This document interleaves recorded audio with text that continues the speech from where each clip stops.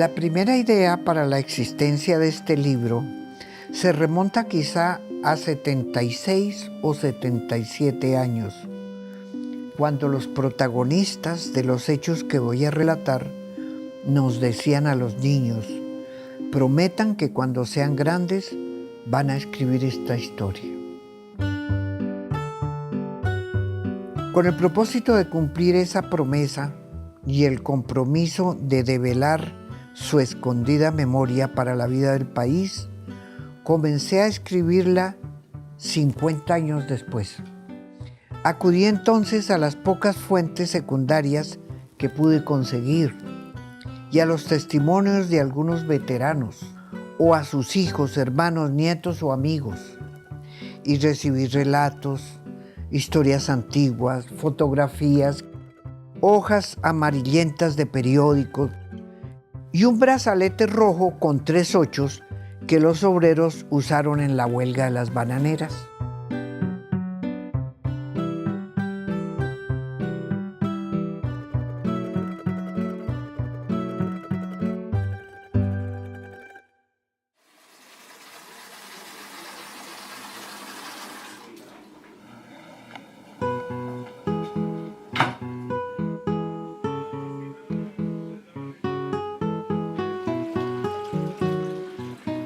Mi nombre completo es María Tila Uribe. De Trujillo. Es que antes usábamos el apellido del esposo.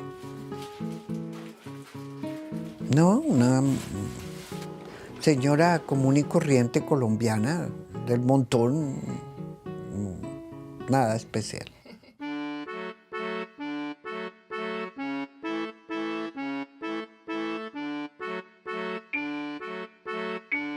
Tila es una mujer luchadora, es una mujer generosa. Esa mujer es la voz de los vencidos del siglo XX, es la voz de los de abajo. Para mí, Tila no es una educadora popular, es una revolucionaria integral que ha contribuido a que este país sea como sea y que las cosas buenas que hay en este país han tenido que ver con Tila. Desde que nació, desde que estaba en el vientre de su madre, son 4 generaciones de lucha por un país distinto, por un país incluyente, por un país en paz.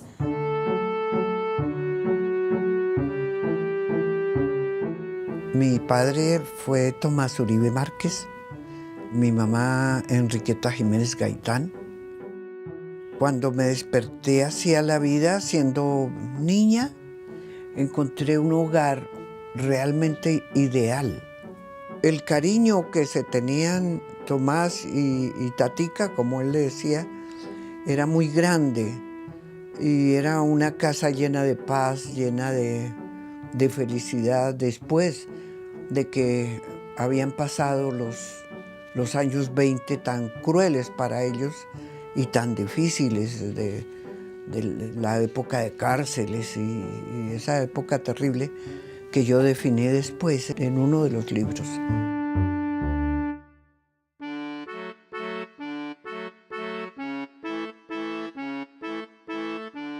Tila representa como la historia también del movimiento social y político alternativo de Colombia, hija de quien fue, de Tomás Uribe Márquez, y su madre, que era una de las grandes lideresas en esos tiempos de Bogotá, Flor del Trabajo, sobrina de María Cano.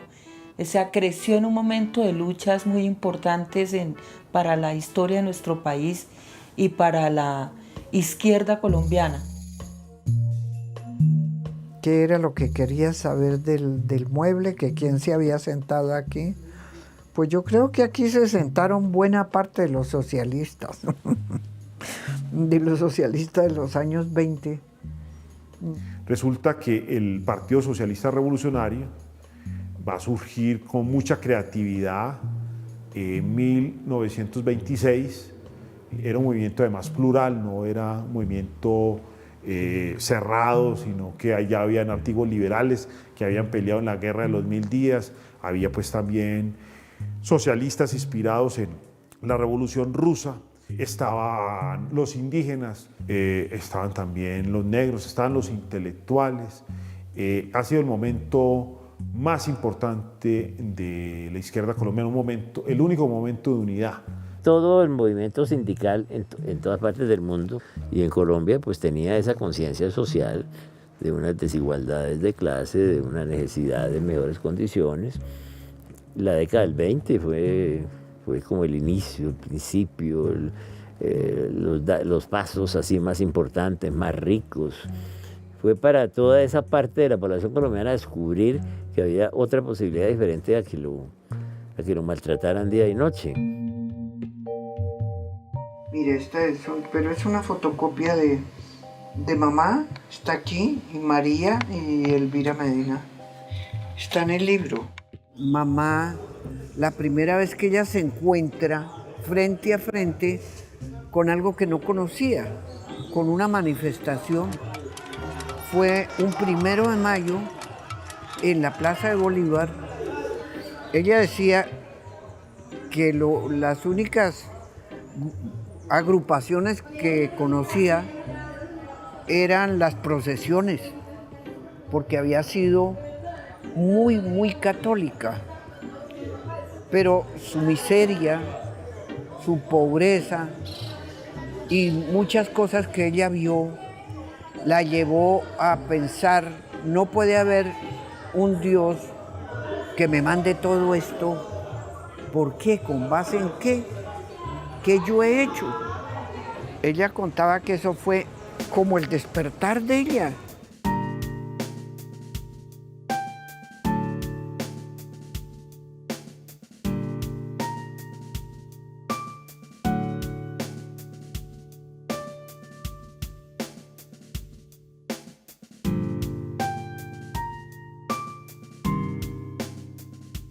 Y luego más adelante, como estas mujeres y esa gente que estaba en la plaza se llamaban a sí mismos socialistas, entonces ella también quiere ser socialista y sabe que esos socialistas y mucha gente esperan a alguien y hablan mucho de ese alguien que va a venir, y ese alguien era mi papá. Y cuando él llega, ya anuncian que él va a hablar en un teatro y ella va y lo conoce. Y ella dice que se quedó como en una fascinación por todo lo que dijo, por todo lo que le llegó al alma. Así se conocieron. Esta carta se la escribió Tomás a María Cano. Está contándole algo de mi mamá y dice, necesitaba un alma gemela. Ya la encontré y soy feliz. No tengo miedo de recoger desilusiones en el amor de mi tatica. Entonces, aquí en esta pieza lo que hay son recuerdos de toda esa gente.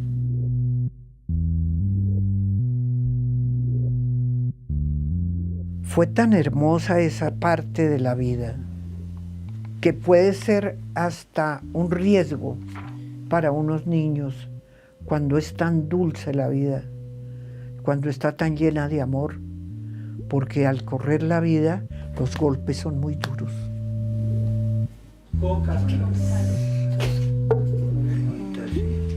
Es una historia muy, muy terrible, muy dura. Y mira el cepo de pies. A mi papá lo metieron en el cepo de manos y cabeza.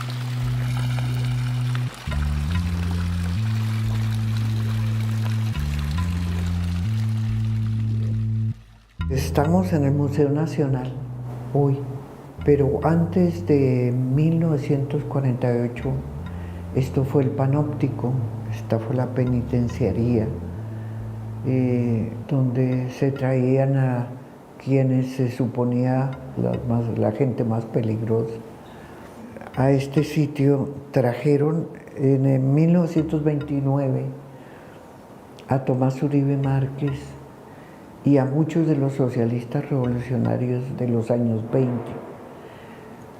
Vinieron aquí después de ser juzgados y de ser condenados en Consejo de Guerra. Y los torturaron muy brutalmente.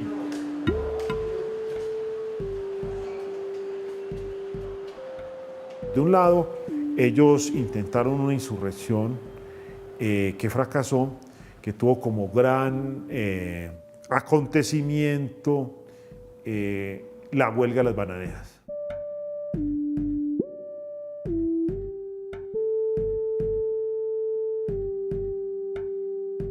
Esa gesta del socialismo revolucionario en los años 20, una de sus principales luchas fue la de conseguir las 8 horas de trabajo. La bandera de los 3 ochos, 8 horas de descanso, 8 horas de estudio, 8 horas de trabajo, pues se convertía en una bandera fundamental porque los obreros pues trabajaban más de esa jornada, no tenían un salario, sino que se trabajaba de destajo, las pesas eran alteradas.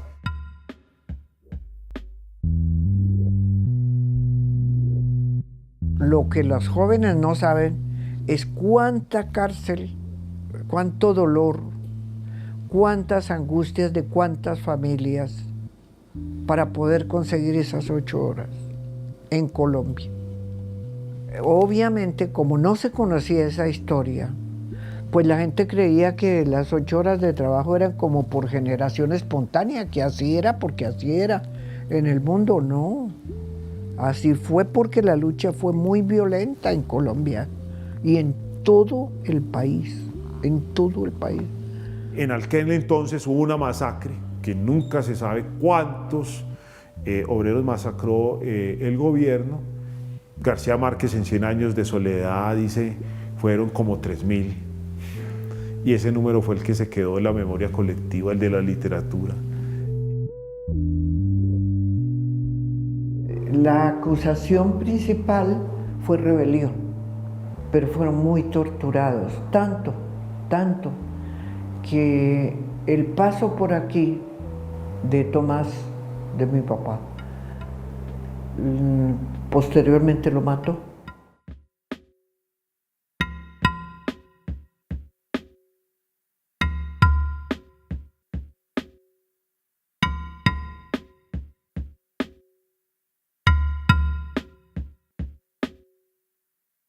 Entonces mira la importancia que esta gente, con todo lo que aguantaron y sufrieron, dejaron para el futuro.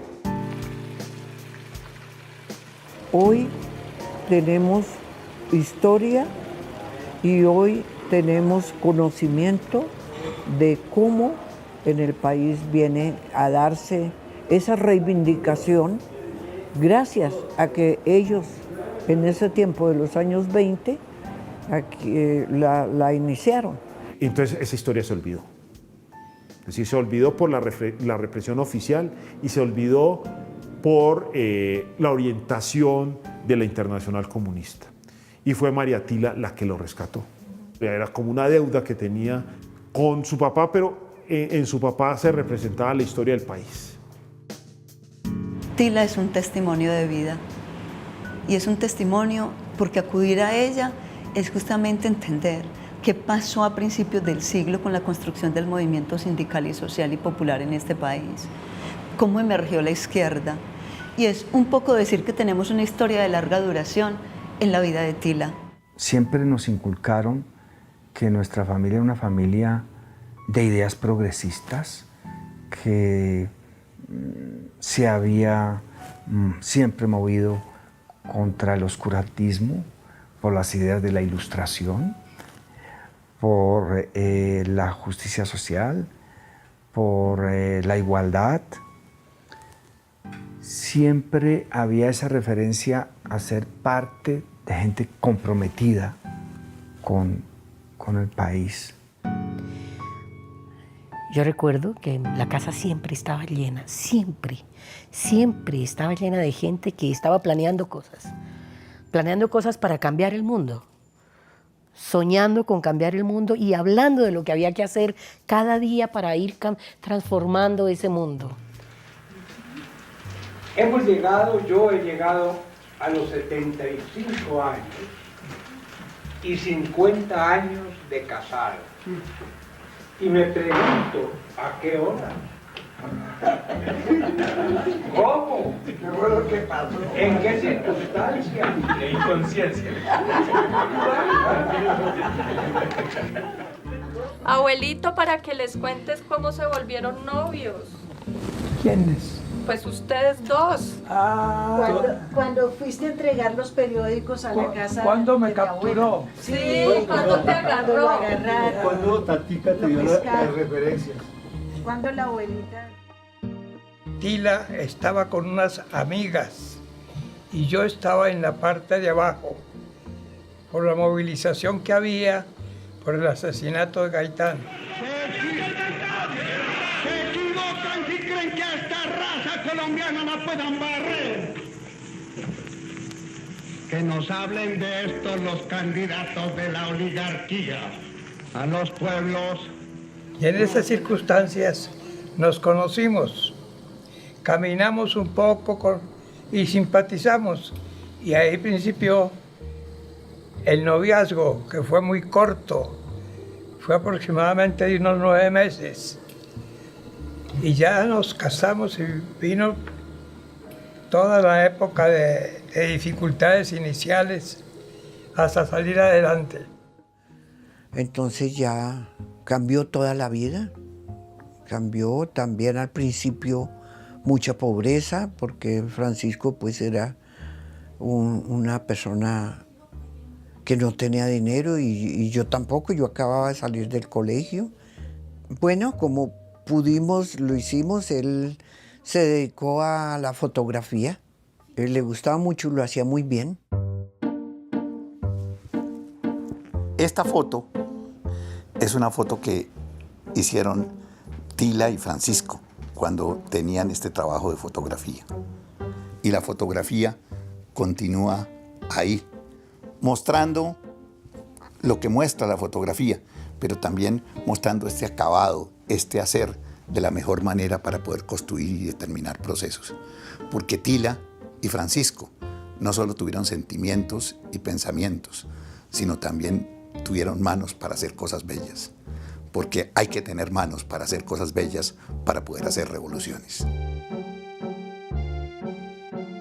Francisco, un hombre muy trabajador, mucho. Nos encontramos porque los dos tenemos un ritmo de trabajo igual, muy fuerte, muy rápido. Nos entendíamos mucho políticamente, eso era definitivo y ahí sí era un 100%. Mi infancia la recuerdo feliz, muy alegre, con mis hermanos. No era una casa con condiciones económicas muy buenas, por el contrario, se abría la nevera, no había leche, pero caían libros, ¿sí? Esa infancia fue una infancia con la presencia de mamá Tatica durante muchos años. Esa presencia de mamá Tatica ayudó mucho para que papá y mamá pudieran sacar adelante sus propios compromisos políticos y de militancia política. Papá y mamá fueron militantes políticos, no siempre tuvieron la misma militancia. Hubo un momento, por ejemplo, en que mi papá estuvo en el Frente Unido y mi mamá en el MRL, Movimiento Revolucionario Liberal, con López Miquelsen. Hemos tenido formas de pensar diferentes. Eso ha representado de una parte choques, pero de otra parte un estar pendientes el uno del otro. Pues todos los hijos crecimos en ese ambiente, bajo ese concepto, además viendo a un padre y una madre, no solamente desde el punto de vista de sus ideas y de su teorización, sino comprometidos activamente con distintos temas, ¿no? Sin duda, nosotros, todos los hijos, nacimos dentro de una familia inquieta políticamente y siempre con mucha sensibilidad hacia los problemas sociales del país. Esto me ayudó y nos ayudó mucho a la formación personal y a la manera de sentir y vivir también la vida. A mí como influencia yo sí creo que siendo mi padre, mi madre, en general mis abuelos, personas de izquierda, luchadoras.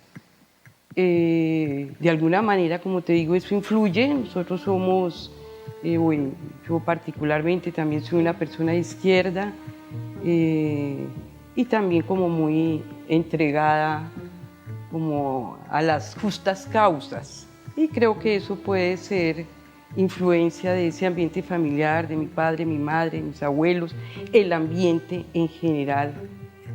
Esto de hacer conciencia sobre quién es mamá ha venido ahora último, en los últimos años, porque mucha gente dice, oiga, es que este es un personaje, más o menos, y entonces como que hay interés de conocer cuál es ese personaje. Lo mismo pasó con papá siempre, pero la verdad es que no se hablaba de quiénes eran ellos porque estaban ahí, y entonces yo los veía actuar, los veía hacer, los veía en ese ir y venir permanente entre el hacer con las comunidades, el pensar, el estudiar, el leer, el disfrutar de la vida, el disfrutar de la música por encima de todo. Y también más adelante, pues su acordeón.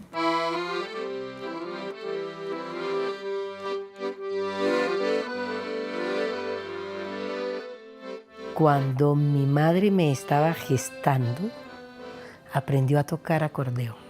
El acordeón la acompañó a todas partes, era la alegría de la familia. Era una dicha verla tocar acordeón. Mi mamá muy ligada a sus hermanos, mis tíos muy lindos, entonces había mucha fiesta. Eran fiestas en una familia en donde también había alegría, en donde había fiesta, en donde había sus tragos.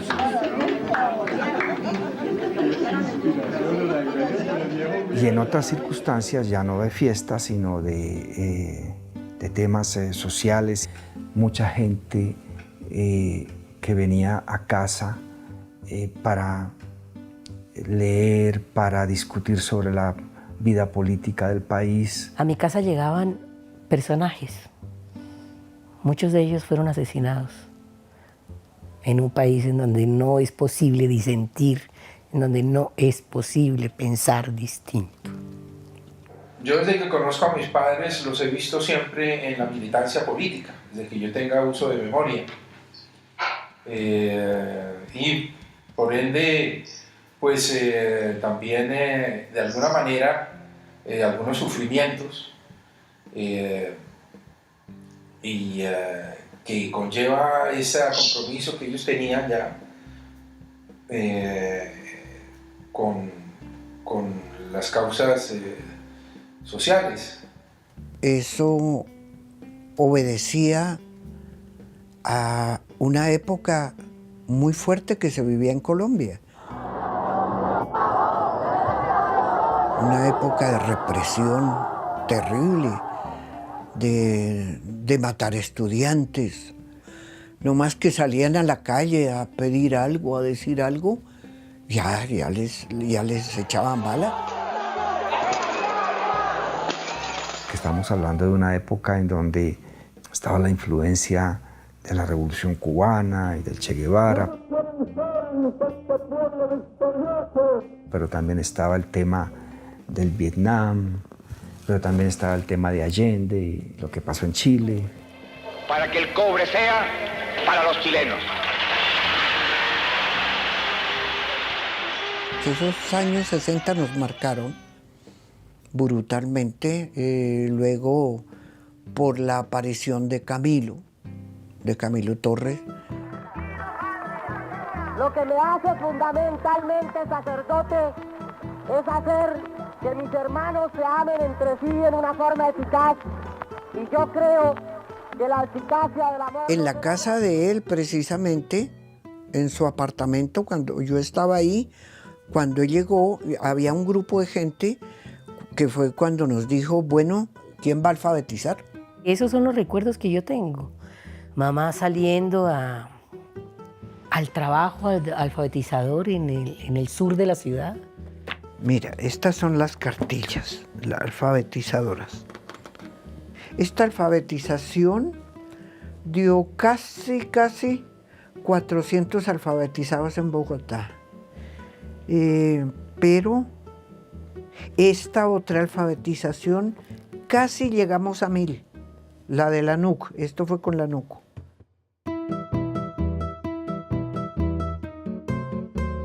Tila es una maestra.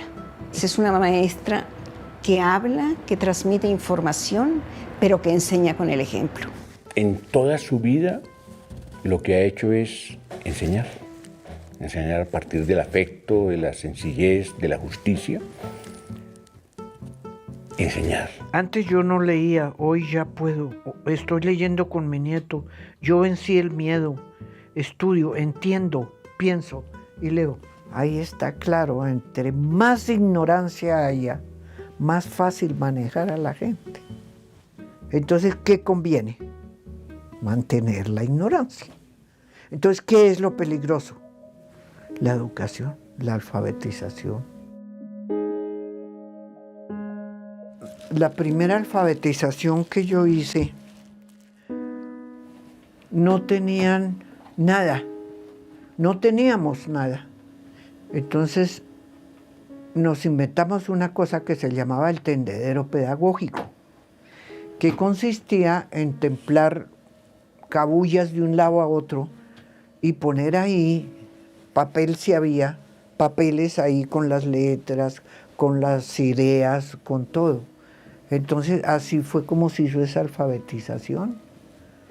Pero la necesidad de tener las cartillas era muy grande. De esa alfabetización quedaron las cartillas que fueron llevadas al Consejo de Guerra como prueba.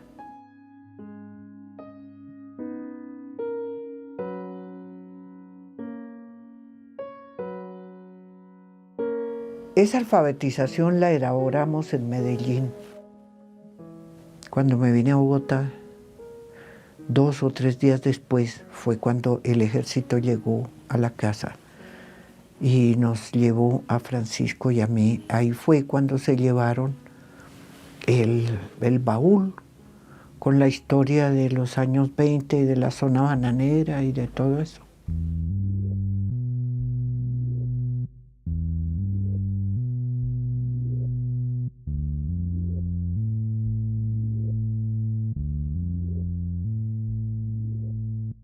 La historia del baúl que se lleva el ejército era el archivo del papá de Tomás Uribe Márquez.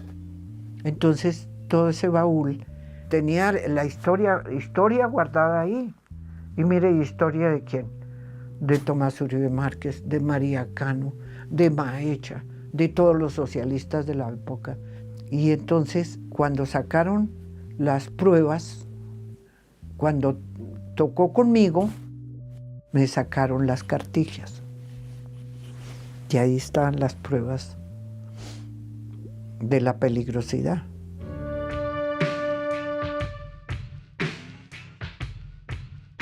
Todas las actividades que se desarrollasen, ya sea cercanas a los temas sindicales, sea a los temas de movilización popular, de movilización social, de movimientos sociales, tenían una posibilidad de ser reprimidos, porque pues existía lo que se llamaba, estamos hablando de la época de Turbay, con el Estatuto de Seguridad. María Tila, una luchadora social hermosísima, fue encarcelada en Zipaquirá y su mundo, como siempre, era de maestra. Entonces pasaba al pabellón de los hombres a formar a los campesinos, básicamente era una prisión de pueblo hace 40 años, y ahí la conocí, en la cárcel, siendo una mujer que expelía amor. Esa era su característica fundamental, es su característica fundamental. La cárcel, por ejemplo, era un espacio en donde el dolor, eso se acababa en el momento en que encontrabas al preso que estabas visitando. A mi papá, a mi mamá, a mi hermano Mauricio, a Francisco, mi hermano que también estuvo preso en Cali. En el momento en que los podías ver ya el dolor quedaba atrás. Al final, cuando se levanta el estado de sitio, la justicia ordinaria revisa los casos y dice esto no tiene ningún sentido, esto no tiene ningún sustento y les da libertad. Por absurdo, el Consejo de Guerra. No tenía asidero, no tenía de cómo agarrarse, jurídicamente hablando. Y salimos. El día en que mi mamá salió libre, regaló el acordeón a las presas políticas que quedaron. Yo creo que en ese momento el establecimiento no estaba en condiciones de entender tanta belleza. Y aún en la victimización estaba siempre diciendo cosas que tenían que ver con el afecto, con el amor, con la justicia. Y ya para ese momento, Amnistía Internacional de una parte y de otra parte en Colombia muchísima gente hizo que me llevara Amnistía Internacional a Europa a contar en muchos escenarios de Europa, como de 6 países diferentes, qué estaba pasando en Colombia. Ahí fue donde empezó mi trabajo de derechos humanos. Y me llevaron a Europa. Yo no me imaginé jamás que yo iba a ir por allá, nunca tenía ni idea. Pero allá fui a dar, a Francia. Cuando ellos se fueron a Francia, pues yo estaba pequeña todavía y me hacían mucha falta. Entonces mi abuelita me mandaba cartas. Un exilio es muy duro porque es a la fuerza y se siente uno echado de lo que es de uno, echado de su país. Ahí en ese momento se siente el país. En Francia, la Confederación Francesa de Trabajadores les da una beca, los acoge y con esa beca y esa hospitalidad es un periodo en el cual pueden escribir y escriben en parte de los libros que ellos han escrito. Este libro son vivencias. Entonces yo las iba escribiendo de a pocos, y las daba a guardar, En la Universidad Industrial de Santander, yo vendía su libro desde adentro. Para mí fue siempre un honor poder transmitir con tanta contundencia la experiencia del estado de sitio, de los consejos verbales de guerra, de las violaciones profundas a los derechos humanos que se cometían en ese entonces contra la integridad y la libertad de las personas, y especialmente de poder transmitir a través de desde adentro con tanta profundidad y sensibilidad el amor, la solidaridad que se condensa en situaciones tan críticas, tan dolorosas para los seres humanos, y que Tila fue capaz como de ser un eje tan sustancial en la acogida y en el apoyo y en la organización de tantas mujeres presas políticas de ese entonces.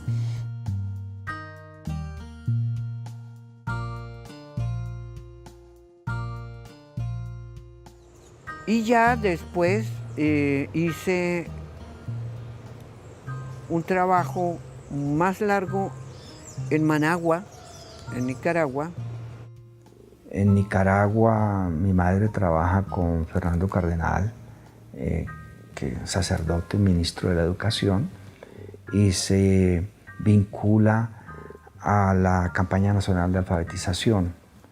Ya en ese momento los sandinistas acaban de llegar de acceder al poder. Y Nicaragua pues muestra que la alfabetización es una tarea política con implicaciones pedagógicas y no una tarea pedagógica con implicaciones políticas, decía Fernando Cardenal, que fue el director de la Cruzada de Alfabetización. Y con ocasión de eso fue que me dieron este diploma, que lo quiero mucho. Que esta acción y disposición de los compañeros constituye un gran ejemplo de entrega, sacrificio y abnegación para los que de una u otra forma trabajan por la construcción de una nueva Nicaragua.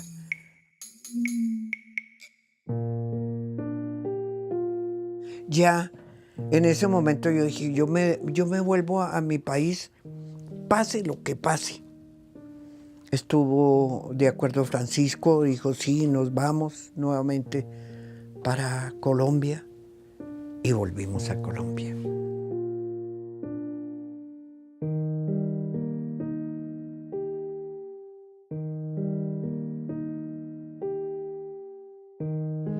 Fueron momentos que no se pueden olvidar, pero que nos forjaron, nos dieron ánimo. Parece mentira, fue una contradicción. Luego regresan al país y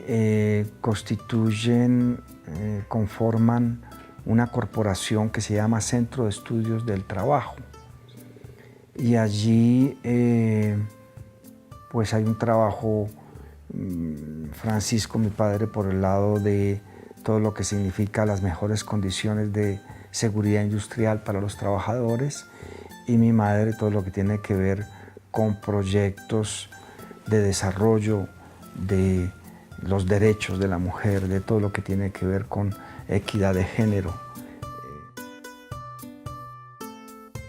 Yo creo que las mujeres le debemos mucho, mucho a Tila. Es decir, que una voz tan autorizada, tan respetada, se dedique a hacer visibles las injusticias, las inequidades, pero a la vez también los aportes de las mujeres, justamente para contribuir a que ellas hagan conciencia de su valía y también conciencia de la subordinación y de la discriminación que viven. Porque ella también ha sido capaz de entender que en esta sociedad patriarcal las mujeres hemos sido invisibilizadas y también subvaloradas. Y asume posteriormente una agenda también desconocida o invisibilizada y no tenida en cuenta en nuestro país, que es la de los derechos de los adultos mayores. Y ahí está también parte de su legado, trabajar al lado de los viejos, de las viejas y de todas las mujeres que han sufrido la exclusión, la pobreza y la marginalidad.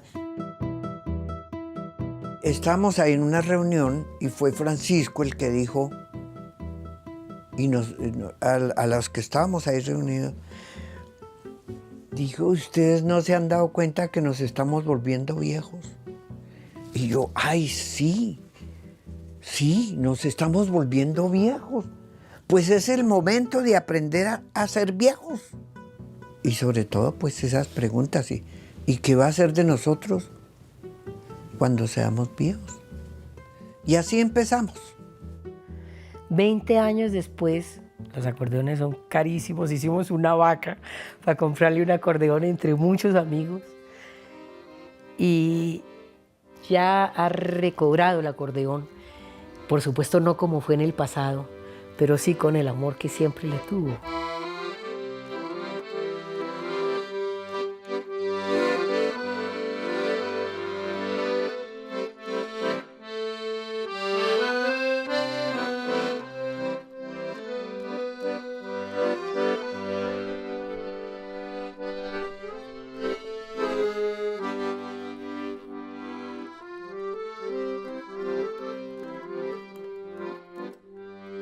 En esta etapa de su vida, que mamá ya tiene sus buenos años, se ha dedicado mucho a los problemas de la vejez. Y también escribió otro libro en ese sentido y está trabajando mucho con personas adultas mayores. Este es un libro que yo creo que la importancia que pueda tener es que aquí la mirada sobre la vejez no es una mirada de conmiseración, de lástima. Es una mirada de derechos. Entonces, ver a la gente vieja hoy como actores sociales, de eso es que tengo que hablar. Eso fue lo que me pidieron para el jueves, hablar en la universidad. ¿Se imaginan todo lo que se perdió? Todo lo que perdió el país al no tener en cuenta el talento que podíamos dar las mujeres. Bueno, pues eso mismo pasa ahora, pero con la gente mayor. No se tiene en cuenta la experiencia. Y a mí lo que más bueno, todo me admira mucho de ella, pero me admira que es una mujer que pasa de los 80 años, que tiene una vitalidad impresionante.